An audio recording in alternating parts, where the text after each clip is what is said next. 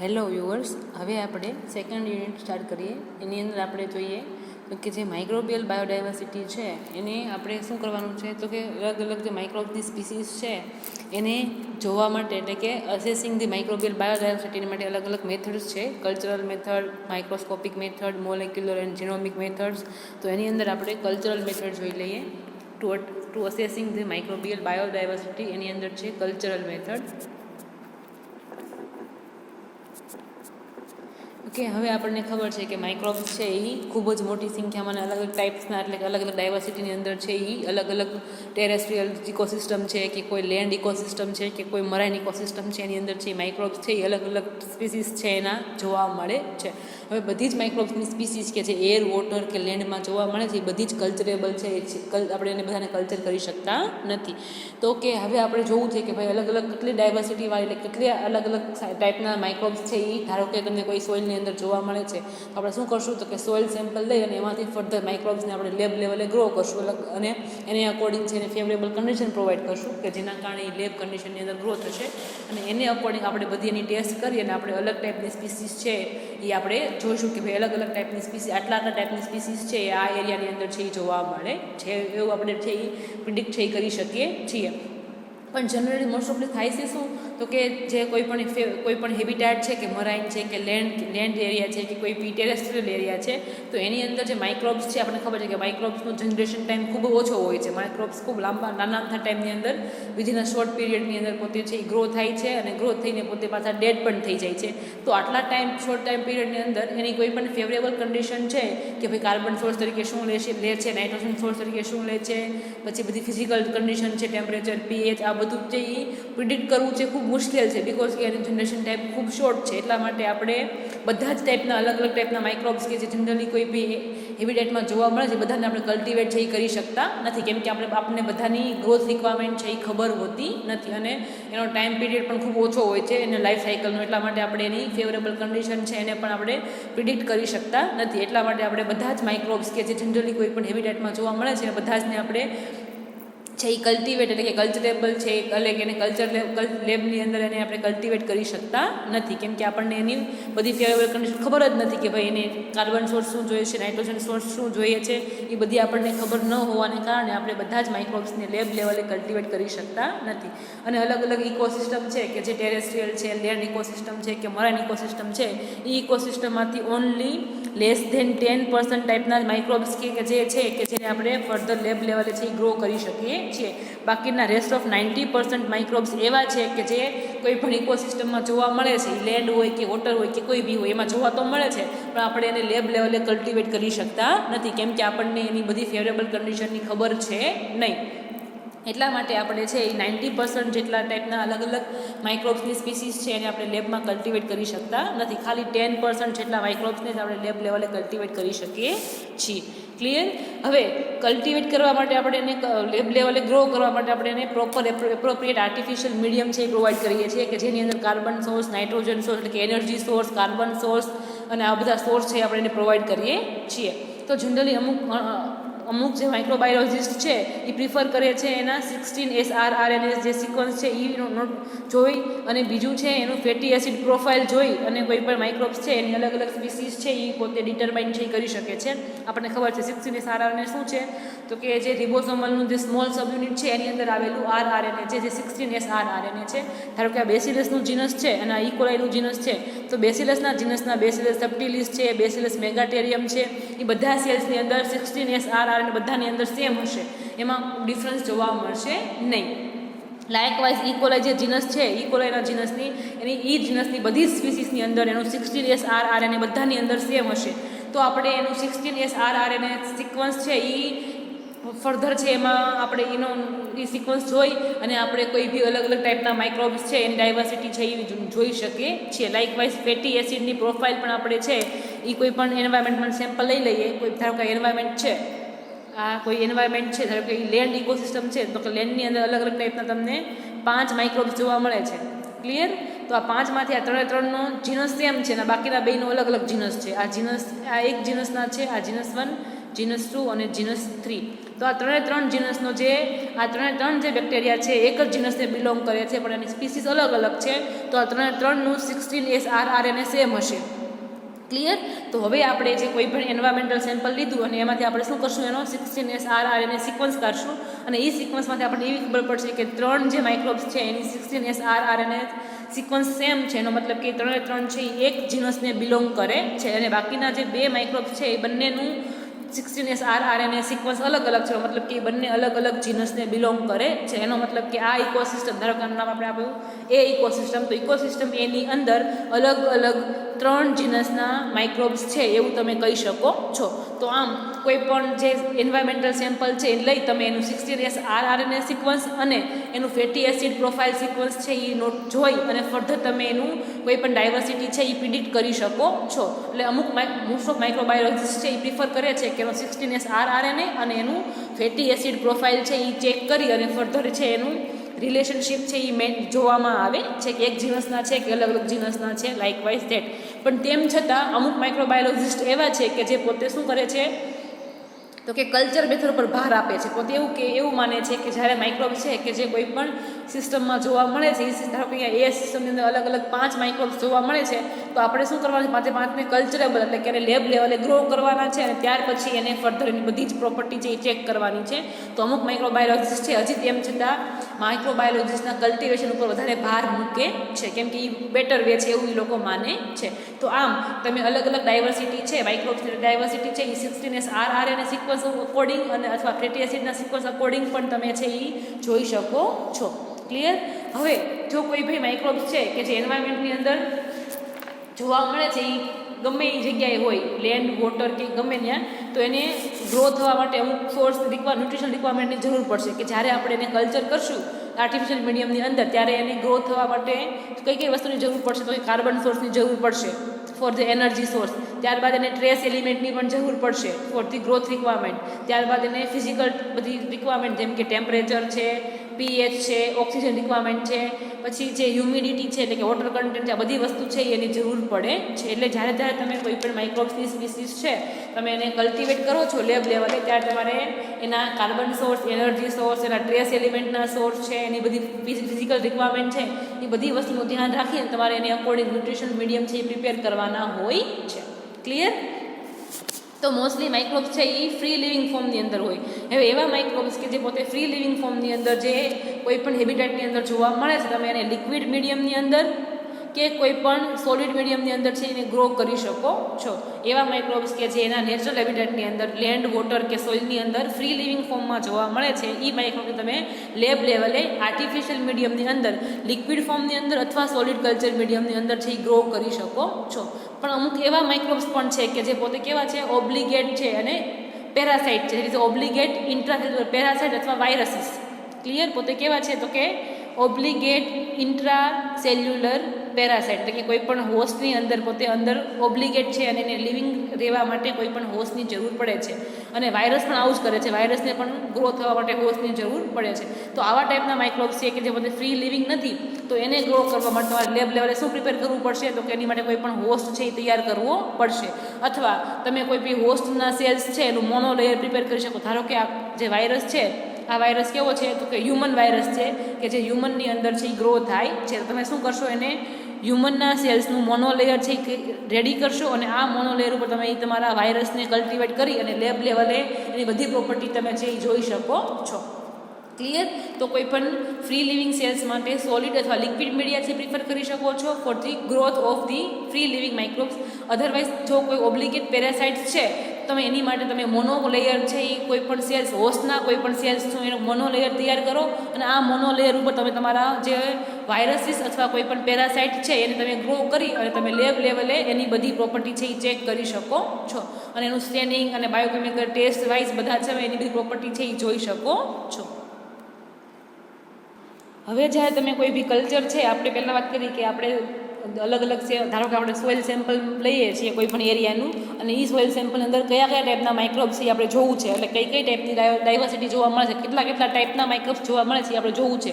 તો મોસ્ટલી છે એ આપણે એને પ્યોર ફોર્મની અંદર વધારે પ્રિફર કરીએ છીએ, આપણે લેબ લેવલે લઈ આવીએ છીએ. હવે આપણે ફર્ધર એનું કોઈ પણ જોવું છે કે ભાઈ ધારો કે તમે સોઇલ સેમ્પલ લઈ આવ્યા, આપણે ખબર છે કે આપણે અગાર ઉપર સોઇલ સ્પ્રિંકલ કરીએ છીએ અને જેના કારણે આપણે અલગ અલગ ટાઈપના માઇક્રોબ્સ છે એ કલ્ચર પ્લેટ ઉપર જોવા મળે છે. પણ આપણે પર્ટિક્યુલર કોઈ એક જ ટાઈપના માઇક્રોબ્સને ફર્ધર ગ્રો કરવા છે તો તમે એને પ્યોર ફોર્મની અંદર છે મેન્ટેન કરી શકો છો કે જેના કારણે તમે એની બધી પ્રોપર્ટી છે એ જોઈ શકો. કોઈ બી પ્યોર ફોર્મમાં કલ્ચર હોય અને કોઈ બી કલ્ચર મિક્સ ફોર્મમાં હોય તો તમે એની પ્રોપર્ટી છે એ પ્રોપર જોઈ શકો નહીં. એટલા માટે જ્યારે પ્યોર ફોર્મની અંદર હશે ત્યારે તમે એની બધી પ્રોપર્ટી, એની ગ્રામ સ્ટેનિંગ છે, બધા બાયોકેમિકલ મીડિયા છે, બધા સ્ટેનિંગ છે, આ બધું તમે એનું પ્રોપર છે એ જોઈ શકો છો. એટલા માટે પ્રિફર કરવામાં આવે છે લેબ લેવલે કે કોઈ બી કલ્ચર પ્યોર ફોર્મમાં હોય એટલે કે એક્ઝેનિક કલ્ચર ફોર્મમાં હોય તો એ બેટર રિઝલ્ટ છે એ આપી શકે છે. અને તમે બધી પ્રોપર્ટી છે કોઈ બી એક કલ્ચરની બધી જ પ્રોપર્ટી છે એ સ્ટેપ બાય સ્ટેપ છે એ ક્લિયરલી છે એ બધી પ્રોપર્ટીનો સ્ટડી કરી શકો છો. ક્લિયર? હવે મોસ્ટલી આપણે વાત કરીએ તો કે જ્યારે હવે કોઈ બી તમારે કલ્ચર છે કે કોઈ પણ સેમ્પલ છે, જે મરાઇન સેમ્પલ છે કે કોઈ પણ લેન્ડ સેમ્પલ છે અને તમારે કોઈ બી એર સેમ્પલ છે, એમાં તમારે અલગ અલગ ટાઈપના માઇક્રોબ્સની પ્રેઝન્સ જોવી છે, તમારે જોવું છે તો તમારે શું કરવાનું છે તો કે એને આર્ટિફિશિયલ મીડિયમની અંદર લિક્વિડ અથવા સોલિડ મીડિયમની અંદર તમારે એને ગ્રો કરવાના છે. ક્લિયર? તમારે એની માટે અલગ અલગ એને કેમિકલ્સ અને ફિઝિકલ કન્ડિશન છે એ પ્રોવાઈડ કરવાની રહે છે according to the culture. Clear? તો તમારે મોસ્ટલી આપણને ખબર છે કે કોઈ બી માઇક્રોબ્સનો સેલ્સ હોય તો એની અંદર 70 to 85% કેટલું વોટર કન્ટેન્ટ હોય છે. ત્યારબાદ એની અંદર 50% પ્રોટીન હોય છે. એ પ્રોટીન શું કામ કરતા હોય છે? એન્ઝાઇમ તરીકે પણ કામ કરતા હોય છે અથવા એનું કોઈ પણ તમારો જે સેલ્સ છે એના કોઈ પણ સ્ટ્રક્ચરમાં પણ પાર્ટિસિપેટ કરતા હોય છે. ત્યારબાદ એની અંદર 7% જેટલા પોલિમેરિક મટીરિયલ, એટલે કે એનું એક્ઝામ્પલ છે પોલિસેકેરાઇડ, જે રિસેલ્યુલર કમ્પોનન્ટ છે એ જોવા મળે છે. એની અંદર 3% જેટલા લિપિડ જોવા મળે છે. પછી 3% જેટલું RNA અને 1% જેટલું DNA છે એ કોઈ પણ સેલ્સની અંદર જનરલી છે કોઈ પણ માઇક્રોબ્સના સેલ્સની અંદર જોવા મળે છે. ત્યારબાદ જો લઈએ એમાં કાર્બન સોર્સ ને એવું બધું તો કે મોસ્ટલી કોઈ પણ જે પ્રોકેરિયોટ્સનો સેલ્સ છે એની અંદર મોસ્ટલી કાર્બન છે 50% કાર્બન કમ્પોનન્ટ છે આવેલું હોય છે. અલગ અલગ પાર્ટમાં હોઈ શકે, એ એના કોઈ પણ સ્ટ્રક્ચરમાં પણ હોઈ શકે અને અંદર પણ હોઈ શકે. ક્લિયર? ત્યારબાદ એની અંદર 20% જેટલો ઓક્સિજન આવેલો હોય છે. ત્યારબાદ એની અંદર 40% જેટલું નાઇટ્રોજન, 8% જેટલું હાઇડ્રોજન, 3% જેટલું ફોસ્ફરસ, 1% સલ્ફર અને 1% પોટેશિયમ અને 0.5% છે કેલ્શિયમ, 0.5% મેગ્નેશિયમ અને 0.2% આયર્ન, આટલા કમ્પોનન્ટ છે મોસ્ટલી પ્રોકેરિયોટ સેલ્સની અંદર છે એ જોવા મળે છે. તો જ્યારે તમે કોઈ પણ પ્રોકેરિયોટ્સને કલ્ટિવેટ કરો છો, કોઈ પણ લેબ લેવલે કલ્ચર કરો છો, ત્યારે તમારે આટલી વસ્તુનું ધ્યાન રાખી અને એને અકોર્ડિંગ તમારે કોઈ પણ આર્ટિફિશિયલ મીડિયમ છે લેબમાં છે એ બનાવવાનું હોય છે. અને આર્ટિફિશિયલ મીડિયમ લેબમાં બનાવ્યા પછી તમે એની અંદર તમારા માઇક્રોબ્સ છે અને ફર્ધર તમે છે એ કલ્ટિવેટ છે એ કરી શકો છો. તો તમારી આ જે ઉપરની જે તમને આપ્યા છે બધા પર્સન્ટેજ, એને અકોર્ડિંગ તમારે મીડિયા છે એ પ્રિપેર કરવાના હોય છે. ક્લિયર? અને એને અકોર્ડિંગ તમારા માઇક્રોબ્સ છે એ તમારા કોઈ પણ સોર્સની અંદર છે એ ફર્ધર પોતે છે એ ગ્રો થશે. ક્લિયર? તો કોઈ પણ માઇક્રોબ્સ છે એને ગ્રો થવા માટે આપણે પહેલાં જ વાત કરી કે વોટર કન્ટેન્ટ જોશે, કાર્બન સોર્સ જોશે, એનર્જી સોર્સ જોશે, nitrogen, sulphur, phosphorus, potassium, magnesium, calcium, આ બધી વસ્તુ છે એને પોતે ગ્રો થવા માટે છે એ જોઈએ છે.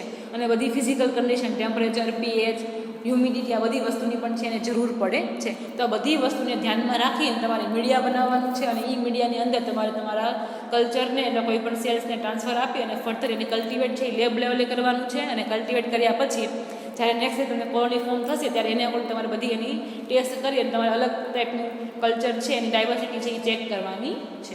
ક્લિયર? તો એમાં પહેલી વસ્તુ છે આપણે કે માઇક્રોબ્સને છે એ આપણે ન્યુટ્રિશન, અલગ ટાઈપના ન્યુટ્રિશન પ્રોવાઈડ કરીએ છીએ. તો એમાં પહેલું પોઈન્ટ આવશે તો કે માઇક્રોબિયલ ન્યુટ્રિશનમાં પહેલો point it is the aeration. Clear? હવે બધા જ માઇક્રોબ્સ છે એની એર રિક્વાયરમેન્ટને અકોર્ડિંગ એને આપણે અલગ અલગ 4 ગ્રુપની અંદર છે એ ડિવાઈડ કરીએ છીએ. આપણે ખબર છે કે બધા માઇક્રોબ્સને ગ્રો થવા માટે એરની જરૂર હોતી નથી. તો એર રિક્વાયરમેન્ટ એટલે કે O2ના રિક્વાયરમેન્ટને અકોર્ડિંગ માઇક્રોબ્સ છે એને ફર્ધર 4 અલગ અલગ ગ્રુપની અંદર છે એ પ્લેસ કરવામાં આવ્યા છે. પહેલું ગ્રુપ છે દેટ ઇઝ ધી એરોબ્સ.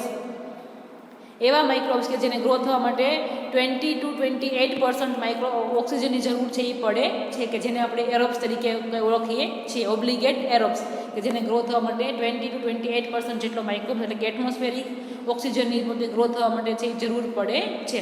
ત્યારબાદ સેકન્ડ ગ્રુપ છે દેટ ઇઝ ધી ઓબ્લિગેટ એનએરોબ્સ કે જેને ગ્રો થવા માટે ઓક્સિજનની જરૂર પડતી નથી. જો ઓક્સિજન એને મળશે, થોડો ઘણો પણ મળશે 1 to 2%, તો પણ પોતે છે એ ટોક્સિક થઈ જશે એના માટે, ગ્રોથ માટે, અને પોતે છે એ in the presence of oxygen પોતે ગ્રો થઈ શકશે નહીં, પોતે કિલ થઈ જશે, કેમ કે એને ગ્રો થવા માટે ઓક્સિજનની જરૂર પડતી નથી. ત્યારબાદ થર્ડ ગ્રુપ છે દેટ ઇઝ ધી માઇક્રો એરોફિલિક, અને ફોર્થ ગ્રુપ છે દેટ ઇઝ ધ ફેકલ્ટેટિવલી એનએરોબિક્સ. હવે માઇક્રો એરોફિલિકના ગ્રુપના માઇક્રોબ્સ એવા છે કે જેને ગ્રો થવા માટે ઓક્સિજન તો જોઈએ છે, પણ કેવું જોઈએ છે? માઇક્રો અમાઉન્ટમાં, એટલે કે વિધિન 2 to 4% ઓક્સિજન છે એ ગ્રો થવા માટે જોઈએ છે. જો એ 20 to 28% O2ના કોન્ટેક્ટમાં આવશે તો આવા સેલ્સ પોતે કિલ થઈ જશે, ગ્રો થઈ શકશે નહીં, કેમ કે એને લિટલ બીટ અમાઉન્ટમાં ઓક્સિજન જોશે, વધારે પ્રમાણમાં ઓક્સિજન છે એ ગ્રો થવા માટે જોઈતો નથી. તો આવા સેલ્સને કહેશું આપણે માઇક્રો એરોફિલિક. અને ત્યારબાદ આવશે ફેકલ્ટેટિવલી એનએરોબિક માઇક્રોબ્સ. પોતાને ગ્રો થવા માટે ઓક્સિજનની જરૂર છે નહીં, પણ જો થોડો ઘણો ઓક્સિજન મળશે તો પોતે કિલ થઈ જશે નહીં, કેમ કે પોતે એડજસ્ટ કરી શકશે, પોતે ડાયરેક્ટલી O2ના કોન્ટેક્ટમાં આવવાથી કિલ થઈ શકશે નહીં હોય તો પણ ચાલશે, અને O2 હશે તો પણ પોતે ઇઝીલી છે એ ગ્રો થઈ શકે છે. તો O2ના કન્ટેન્ટની અંદર માઇક્રોબ્સના અલગ અલગ 4 ટાઈપ્સ છે એ પડે છે. તો તમે જે માઇક્રોબ્સ કે જે લેબ લેવલે ગ્રો કરવાના છો એ કયા ટાઈપને બિલોંગ કરે છે, તમારે એ વસ્તુનું પણ ધ્યાન રાખવાનું છે, અને એને આપણને તમારે એને O2નું રિક્વાયરમેન્ટ છે એ પણ પ્રોવાઈડ કરવાની છે. ક્લિયર? આ હતું આપણું એરેશનવાળું, કે જો એરોબ્સ હશે તો તમારે એના અકોર્ડિંગ એને એર ટ્રીટમેન્ટ છે આપવી પડશે. જો એનએરોબ્સ હશે તો તમારે O2ની એન્ટ્રી છે ઇનિબિટ કરવી પડશે કોઈ બી કલ્ચર મીડિયમની અંદર. તમારે એ વસ્તુનું પણ છે એ ધ્યાન રાખવાનું છે. ત્યારબાદ વાત કરીએ કાર્બન અને એનર્જી સોર્સ તરીકે, કે માઇક્રોબ્સને ગ્રો થવા માટે કાર્બન સોર્સ અને એનર્જી સોર્સની છે એ જરૂર પડે છે.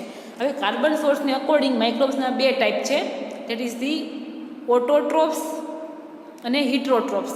આપણને ખબર જ છે, બધું પહેલાં ભણી ગયા છીએ. ઓટોટ્રોપ્સ એટલે એવા માઇક્રોબ્સ કે જે પોતે ઇનઓર્ગેનિક કાર્બનનો યુઝ કરે છે, એક્ઝામ્પલ છે CO2નો યુઝ કરે છે કાર્બન સોર્સ તરીકે. અને ત્યારબાદ જોઈએ હિટ્રોટ્રોપ્સ, કે એવા માઇક્રોબ્સ કે પોતે ઓર્ગેનિક મટીરિયલનો યુઝ કરે છે કાર્બન સોર્સ તરીકે, એટલે કે પોતે CO2નો યુઝ કરતા નથી એઝ અ કાર્બન સોર્સ તરીકે, જેને આપણે હિટ્રોટ્રોપ્સ કહીએ છીએ. ત્યારબાદ જોઈએ આપણે તો કે એનર્જી સોર્સની અકોર્ડિંગ પણ માઇક્રોબ્સના 2 ટાઈપ છે, દેટ ઇઝ ધ ફોટોટ્રોપ્સ અને દેટ ઇઝ ધી ફોટોટ્રોપ્સ અને ઓટોટ્રોપ્સ. અહીંયા જોઈએ તો કે એનર્જી સોર્સની અકોર્ડિંગ પણ માઇક્રોબ્સના 2 ટાઈપ છે. કયા? પહેલું તો કે ફોટોટ્રોપ્સ, અને નેક્સ્ટ છે દેટ ઇઝ ધી કેમોટ્રોપ્સ. ફોટોટ્રોપ્સ એટલે કે એવા માઇક્રોબ્સ કે જે પોતે લાઇટ એનર્જી એટલે કે સનલાઇટનો યુઝ કરે છે for the production of the energy, એટલે કે એટીપી બનાવવા માટે પોતે સનલાઇટનો યુઝ કરીને એમાંથી ફર્ધર પોતે એનર્જી છે એ સિન્થેસાઇઝ છે એ કરે છે. ત્યારે અમુક માઇક્રોબ્સ એવા છે કે જે પોતે કોઈ પણ કેમિકલ્સનો યુઝ કરે છે for the making of energy, એટલે કે એનર્જી ફોર્મ કરવા માટે પોતે કોઈ બી કેમિકલ્સનો યુઝ કરી અને એમાંથી ફર્ધર એનર્જી છે એ સિન્થેસાઇઝ કરે છે. અને આપણે બધાને ખબર છે કે સેલને સર્વાઈવ થવા માટે અથવા પોતે ગ્રો થવા માટે આખા લાઈફ ટાઈમ દરમિયાન એનર્જીની જરૂર રહેશે જ. ક્લિયર? તો આમ સેલ્સને કાર્બન સોર્સ અને એનર્જી સોર્સ બેયની જરૂર પડે છે. અને કાર્બન સોર્સ અને એનર્જી સોર્સને અકોર્ડિંગ માઇક્રોબ્સના ફર્ધર ટાઈપ્સ છે, ઓટોટ્રોપ્સ અને heterotrophs according to the carbon source, અને ફોટોટ્રોપ્સ અને chemotrophs on the basis of energy source. Clear? હવે ત્યારબાદ બીજી 2 ટર્મ્સ છે, that is the photo autotrophs, એટલે કે પોતે એવા માઇક્રોબ્સ કે જે પોતે લાઇટ એનર્જીનો યુઝ કરે છે એનર્જી સોર્સ માટે, તો કે સનલાઇટનો યુઝ કરશે for the making of energy. અને ઓટોટ્રોપ્સ છે એટલે પોતે CO2નો યુઝ કરશે as a source of carbon. Clear? તો આવા સેલ્સને કહેશું આપણે ફોટો ઓટોટ્રોપ્સ. ત્યારબાદ છે દેટ ઇઝ ધી ફોટો કેમોટ્રોપ્સ, એટલે કે એવા માઇક્રોબ્સ કે પોતે લાઇટનો યુઝ કરશે એઝ એનર્જી સોર્સ તરીકે, અને ઓર્ગેનિક મટીરિયલનો યુઝ કરશે એઝ અ કાર્બન સોર્સ તરીકે, પોતે CO2 યુઝ કરશે નહીં. તો એને કહેશું આપણે ફોટો હિટ્રોટ્રોપ્સ. વાયસા વર્સા એઝ આવા બીજા 2 ટાઈપ્સ છે જેની અંદર, તો કે કેમોટ્રોપ્સની અંદર તો કે બીજા 2 types that is the chemo autotrophs. Chemotrophs એટલે શું કરશે તો કે કોઈ પણ કેમિકલ્સનો યુઝ કરશે ફોર ધ એનર્જી સોર્સ તરીકે, અને ઓટોટ્રોપ્સ એટલે કોનો યુઝ કરશે? CO2નો યુઝ કરશે એઝ અ કાર્બન સોર્સ તરીકે. તો આને કહેશું આપણે કેમો ઓટોટ્રોપ્સ. અને ત્યારબાદ છે કેમો ઓટોટ્રોપ્સ અને કેમો હિટ્રોટ્રોપ્સ. તો કે કેમો હિટ્રોટ્રોપ્સ કોને કહેશું આપણે? તો કે કોઈ પણ કેમિકલ્સનો યુઝ કરશે એઝ અ એનર્જી સોર્સ તરીકે, એટલે એમાંથી એનર્જી બનાવશે. અને ત્યારબાદ પોતે કોનો યુઝ કરશે? ઓર્ગેનિક કમ્પાઉન્ડનો યુઝ કરશે એઝ અ કાર્બન સોર્સ તરીકે. તો એને કહેશું આપણે કેમો હિટ્રોટ્રોફિક માઇક્રો ઓર્ગેનિઝમ્સ. તો તેના કાર્બન સોર્સ અને એનર્જી સોર્સને અકોર્ડિંગ પણ માઇક્રોબ્સ છે ફર્ધર એને ડિવાઈડ કરવામાં આવે છે. ક્લિયર? તો તમે જે માઇક્રોબ્સ છે લેબમાં ગ્રો કરવાના છો એ કઈ કેટેગરીમાં આવે છે તમારે ધ્યાન રાખવાનું છે, અને એને અકોર્ડિંગ તમારે મીડિયા છે એ ફોર્મ્યુલેટ છે એ કરવાના થાય છે. ક્લિયર? તો આ થઈ ગયા આપણે એના કાર્બન અને એનર્જી સોર્સ વિશે. ત્યારબાદ જોઈએ તો કે ત્યારબાદ બીજું સેલ્સને ગ્રો થવા માટે બીજી કઈ વસ્તુની જરૂર પડશે તો કે સિલેક્ટિવ ગ્રોથ કન્ડિશન. પહેલું તો એરેશન, નેક્સ્ટ આવી ગયું કાર્બન અને એનર્જી સોર્સ, ત્યારબાદ છે સિલેક્ટિવ ગ્રોથ કન્ડિશન એટલે કે physical requirement. That is the selective growth condition એટલે કે ગ્રો થવા માટે એને કાર્બન, નાઇટ્રોજન સોર્સ અને કે એનર્જી સોર્સ સિવાય પણ બીજી બધી વસ્તુની છે એ જરૂર પડે છે. એક્ઝામ્પલ છે પીએચ, ટેમ્પરેચર, વોટર કન્ટેન્ટ, આ બધી વસ્તુની પણ એને વૈસા વરસા જરૂર પડે છે. પહેલી વસ્તુ જોઈ લઈએ પીએચ. તો આપણને ખબર જ છે કે મોસ્ટલી બધા જ માઇક્રોબ્સ છે એ 7 પીએચ એટલે કે નિયર બાય ન્યુટ્રલ પીએચમાં મોસ્ટલી છે એ ગ્રો થાય છે.